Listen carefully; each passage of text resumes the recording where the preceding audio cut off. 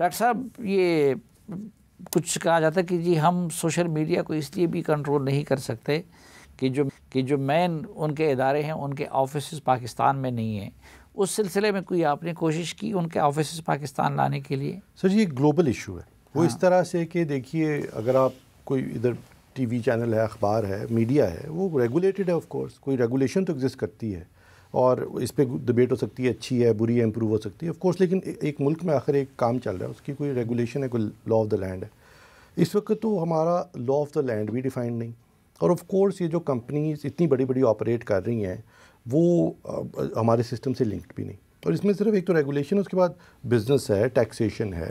अगर कोई इश्तिहार लगाता है किसी मीडिया के चैनल पे, अखबार में, उस पर टैक्स कटता है। ये कंपनीज़ के ऊपर इश्तिहार लगाएं, इधर से बैठे क्रेडिट कार्ड डालें, कोई टैक्सेशन नहीं, तो कंपैरेटिव भी नहीं रह जाते हमारे लोकल मीडिया प्लेयर्स। सो ये सारे इशूज़ ग्लोबल हैं, ये सिर्फ पाकिस्तान का नहीं, ग्लोबल इशू है कि ऐसी कंपनीज़ जो कि ग्लोबल इन नेचर हैं और वर्चुअल हैं, इंटरनेट पे हैं, फिज़िकल प्रेजेंस नहीं, उनको किस तरह से उनसे डील किया जाए। और देखिए, ये बहुत पावरफुल प्लेटफॉर्म्स हैं। ये ठीक बात, पाकिस्तान में कोई 1.5-2% पाकिस्तानी ट्विटर इस्तेमाल करते हैं, बहुत कम तादाद है। यूट्यूब बहुत बड़े परसेंटेज पाकिस्तानी इस्तेमाल, टिकटॉक बहुत बड़े, लेकिन ट्विटर की एग्जांपल ले लेते हैं, थोड़े से लोग इस्तेमाल करते हैं, लेकिन तमाम ओपिनियन लीडर्स हैं। ट्विटर प्लेटफॉर्म की नोयत ऐसी है, इसलिए अगर आप उस पर कोई अफवाह उड़ा दें, उस पर आप कोई स्लैंडरिंग शुरू कर दें, उस पर आप कोई ऐसी एक्टिविटी शुरू करें जिससे इंसाइटमेंट ऑफ वॉलेंस हो जाए, मतलब लोग सड़कों पे निकल आएँ, कोई दंगा फसाद शुरू हो जाए, इंतशार पैदा हो जाए, आखिर इसके लिए कोई तो रेगुलेशन होगा। और ये जो सोशल मीडिया प्लेटफॉर्म्स हैं, ये इनहेरेंटली एनोनिमस हैं कि आप, कितना आसान है कि मैं एक फ़ेक अकाउंट बनाऊं, और लाखों की तादाद में एग्जिस्ट करते हैं पाकिस्तान में, स्पेशली ट्विटर के ऊपर, और उससे जो ऑल फॉल दिल में आए बकना शुरू कर दूं, और बिनाइन भी नहीं, मतलब बाज़ का तो यूँ लगता है जैसे ये पीछे से सेंट्रली कंट्रोल्ड है और कोई सोचता है कि आज ये चीज़ अचीव करनी है, और बाज़ का तो इस मुल्क की इंटरेस्ट के लिए अच्छी नहीं। और ये बिल्कुल I am honest and open about this कि इस तरह से तो ऑफ कोर्स ये मामला ख़राबी की तरफ चलता चला जाएगा। और पाकिस्तान में terrorist organisation recruitment social media के थ्रू करती नहीं।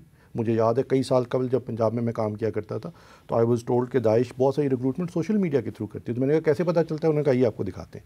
और पढ़े लिखे लोग, यूनिवर्सिटी के प्रोफेसर्स और तलबा were being recruited and sent for to fight for them in Syria, ये वो इधर तरीके तालिबान के नेटवर्क्स हैं सोशल मीडिया पे, and so on and so forth. तो ये तो बहुत of course is a very serious issue and it goes beyond politics, you know. नहीं, लेकिन इस सीरियस इशू के लिए मसलन सोशल मीडिया का सुई इस्तेमाल पाकिस्तान में इतना ज़्यादा है कि उस रोज़ हमारे आर्मी चीफ ने कहा कि ये सोशल मीडिया नहीं है, ये शैतानी मीडिया है।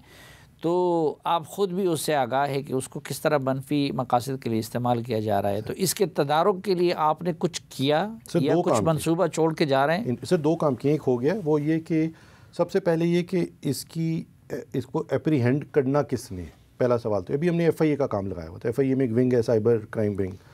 तो वो FIA के पास और बहुत काम है ना, उनके पास टेक्नोलॉजी थी, ना HR, ना मैन पावर, ना फंडिंग। तो वो एक लिमिटेड सा काम करते हैं। तो इसमें डिजिटल फ्रॉड शामिल है। देखिए, social media, internet, digital media पे तो ये है कि आपको कॉल आती है, मैं बैंक से बोल रहा हूँ, मुझे बता दें। फ्रॉड, इसमें डिजिटल फ्रॉड शामिल है, इसमें हरासमेंट शामिल है, इसमें तो मतलब देखिए ख़वातीन हैं, बच्चे हैं, इसमें इसके बहुत सारे नेगेटिव। सो अब हमने किया ये कि उनसे निकाल कर हमने एक स्पेशलाइज्ड एजेंसी बनाई है। इसका नाम है national cyber crime investigation agency, NCCIA। ये कैबिनेट ने अप्रूव कर दिए। उसको FIA से अलग कर दिया, उसको FIA से अलग कर दिया, अलग इदारा बन गया। जी, अलग इदारा बन गया, और आहिस्ता आहिस्ता FIA के रोल और तमाम चीज़ें उसमें इस वक्त मुंतकिल हो रही हैं। तो एक तो ये किया। दूसरा, पाकिस्तान में NSIRT बना दी, national cyber emergency response team के नाम से एक सेंटर बनाया है, जिसका काम है कि जहाँ पे साइबर अटैक्स हो रहे हैं, जहाँ पे हमारे सिस्टम्स को अटैक हो रहा है, कोई हैकिंग एक्सरसाइज हो रही है, उनको डिटेक्ट करके मिटिगेट किया जा सके। ये भी लॉन्ग ओवरड्यू था, लेकिन बहुत अच्छी टीम है, PhD लोग अपने ढूंढे, साइबर सिक्योरिटी के एक्सपर्ट्स, वो बनाया। जो तीसरा काम अब इन द वर्क्स है, और एक जो उसके डाउन साइड है वो ये कि वो पोलिटिसाइज बड़ी जल्दी हो जाता है, लेकिन वो ये है कि हमें कोई तो सोशल मीडिया एथिक्स का स्टैंडर्ड मुल्क में लाना चाहिए, जिसमें हम ये कह सकें कि भाई ये बात इलीगल है, ये हमारा लॉ ऑफ द लैंड ये कह रहा है कि ये बात यहाँ पर इलीगल है। सो प्लीज़ आप इस कंटेंट को रिमूव कर दें। इसलिए नहीं कि आप समझते हैं कि वो अच्छा है या बुरा है या जैसा भी, वो इसलिए क्योंकि लॉ ऑफ द लैंड उसको इलीगल डिक्लेयर कर रहा है। ये नहीं कि मेरी कोई सेंसिटिव, मुझे बुरी बात लग रही है, ये बात नहीं है, बुरी बात नहीं है। ये कि मेरे कोई किसी नज़रिए से इख्तलाफ कर रहा है, ये बात नहीं है, ये बात कानून के ख़िलाफ़ है। सो हमारे पास कानून ही ऐसा नहीं। तो ये सऊदी अरब, यूएई, चाइना वगैरह ने जो कुछ किया है वो हम नहीं कर सकते? सर हमारे ऑफ कोर्स मुल्क की नौइयत बहुत मुख्तलिफ है। ये तो एक बहुत डिवर्स और हेट्रोजनस और बहुत बड़ा मुल्क है, और इसमें कई तरह के की ज़ुबान बोलने वाले, कई तरह के नज़रिए रखने वाले, कई तरह के मज़ाहिब के लोग ऑफ कोर्स इस मुल्क, और बहुत दुनिया का 5वां बड़ा मुल्क है, इसमें रहते हैं।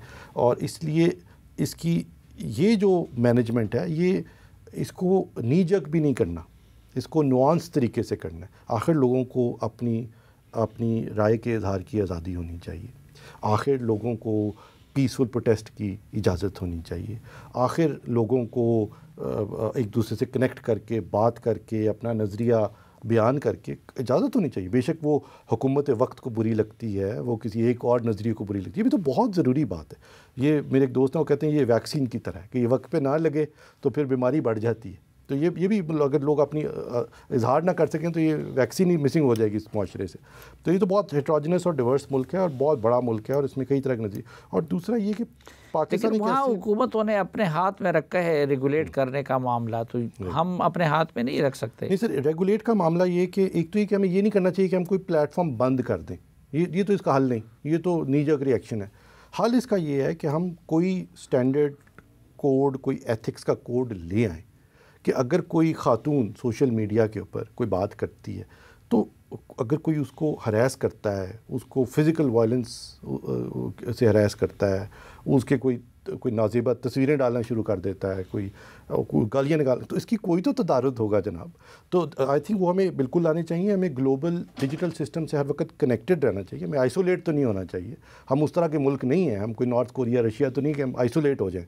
तो हम आइसोलेट होना तो अफोर्ड नहीं कर सके, हमें तो दुनिया से कनेक्ट करना है, ताकि यहाँ पर गूगल, माइक्रोसॉफ्ट, अमेज़ॉन आके दफातर खोलें, हम उस इकॉनमी का हिस्सा बने। उनको हमें डरा के भगाना तो नहीं, हमें यहाँ पे बंद नहीं करना। यहाँ पे यूट्यूब कई साल बंद रही पाकिस्तान में, सोचिए उस पर मेरे बच्चे कई लेक्चर्स उस पर देखते हैं, कई चीज़ें उस पर देखते हैं, लोग एंटरटेनमेंट, कितने लोगों का रोज़गार यूट्यूब से जुड़ा है, उसको बंद नहीं करना। लेकिन हमें कोई स्टैंडर्ड एथिक्स और उसके बाद कोई सिस्टम फ्रेमवर्क चाहिए जो कि थ्रू दिस से, इसको हम डिजिटल मीडिया एथिक्स कोड कह रहे हैं इस वक्त, जो कि बन गया है, और अब वो लीगली उसके ऊपर डिस्कशन जारी है। और उम्मीद है इंशाल्लाह के जाने से कबल तमाम इंटरनेशनल ये जो सोशल मीडिया कंपनीज को ऑन बोर्ड लेकर उस पर हम कोई ना कोई प्रोग्रेस जरूर करें। अच्छा डॉक्टर साहब, इंतहाई अदब के साथ लोग अगरचे पॉलिटिशियन को ज़्यादा ब्लेम करते हैं, लेकिन मेरी तालिब इल्माना राय ये है कि इस मुल्क में अगर काम नहीं हो रहा है, अगर गरीब आदमी का जीना दो भर है, तो उसमें बड़ा हाथ हमारी ब्यूरोक्रेसी का है, उनका निकम्मापन है, और उनका ये जो फ़ाइलों में चीज़ों को घुमाने का सिस्टम है, इसकी वजह से इस मुल्क में कोई काम नहीं हो पा रहा।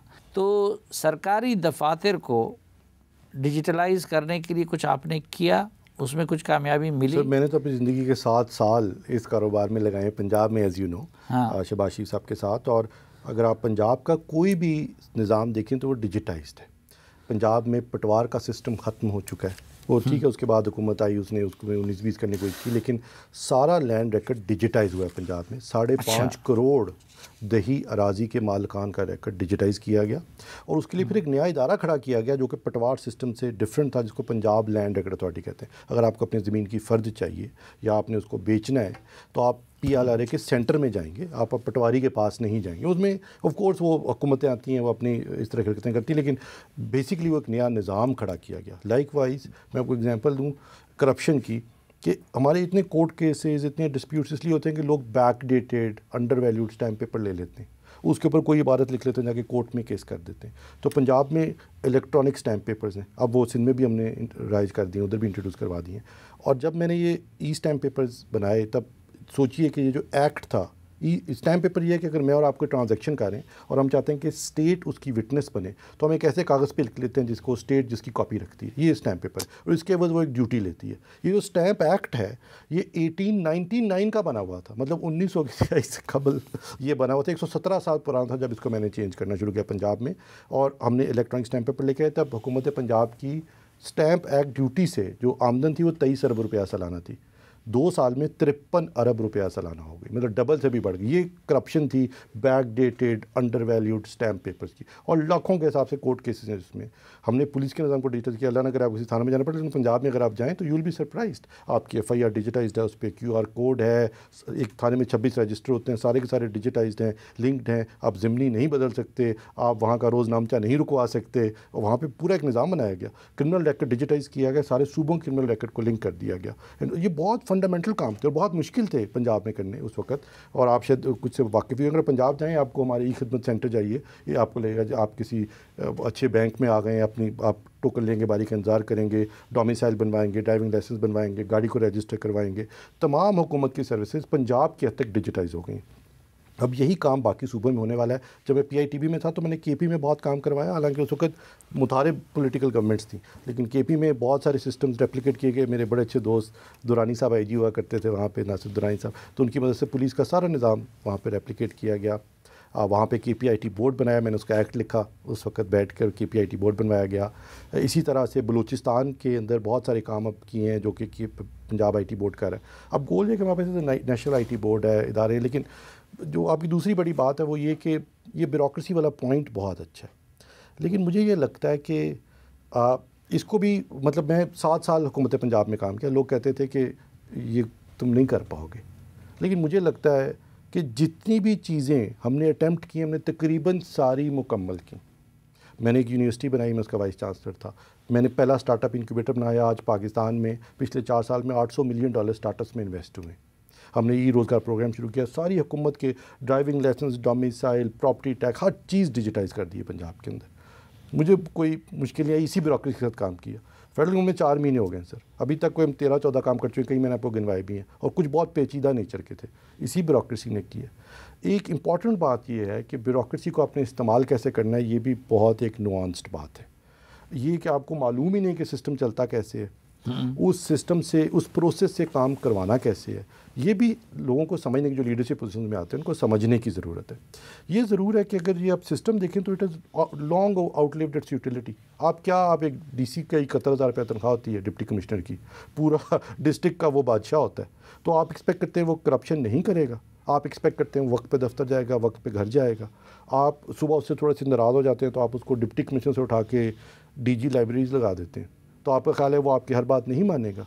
हुकूमत की कोई कॉरपोरेशन, कोई बोर्ड फंक्शनल नहीं है। मेरे पास इस वक्त बिटवीन साइंस एंड टेक्नोलॉजी और IT कोई मेरा ख्याल है 30 के लगभग महकमे, किसी का बोर्ड फंक्शनल नहीं है, किसी का हेड मेरिट पे अपॉइंट नहीं हुआ, और बेइंतहा करप्शन है, बेइंतहा नालायकी है, और बड़ी बड़ी तनख्वाहें हैं, बड़ी बड़ी मराहत हैं, और no one cares about it. और इसको ठीक करना ये भी तो हमारी जिम्मेदारी है कि हम आएँ एक छोटे टेन्योर के लिए 10,000 सियासी भर्तियाँ करा दें। ये जो मसाइल आपको नज़र आते हैं कि फ़लाँ स्टेट ओन्ड एंटरप्राइज, IMF कह रहा है इनको बेचें, इनको बेचें, क्यों कह रहा है? इसलिए क्योंकि क्या PIA के एक दिन का न जाने कितने अरब पे करना पड़ता है just to keep the planes in air.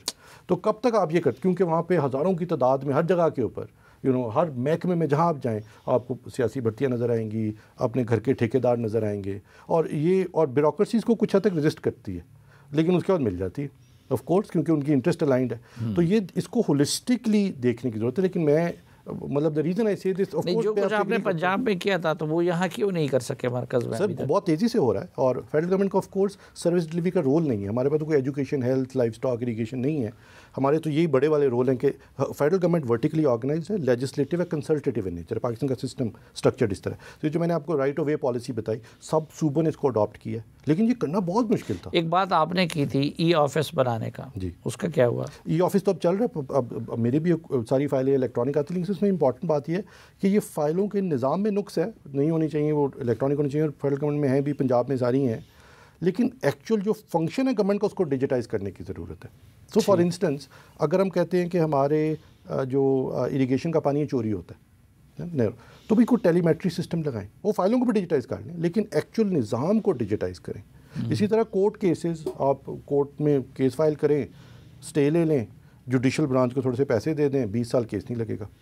तो भी कोई जुडिशल मैनेजमेंट प्लान है, उसको आईटी के सिस्टम से लिंक करें, जो लाहौर हाई कोर्ट में किया मंसूर शाह साहब ने, मैंने उस वक्त हमने 4 साल इस काम पे लगाए। और अब लाहौर हाई कोर्ट में आप जाएँ तो केसेस सिस्टम लगाता है, कॉज लिस्ट ऑटोमेटिकली जनरेट होती है, स्केजुलिंग खुद होती है।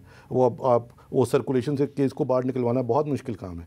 अब वो ठीक है, उसमें पुश एंड पुश होता है, लेकिन एक सिस्टम बन गया, उसी को अब सुप्रीम कोर्ट में बनाने की कोशिश कर रहे हैं। और इंशाल्लाह जो 7 फरवरी वादा किया है मंसूर साहब से हमने कि इसको इधर भी इंशाल्लाह राइज करते हैं।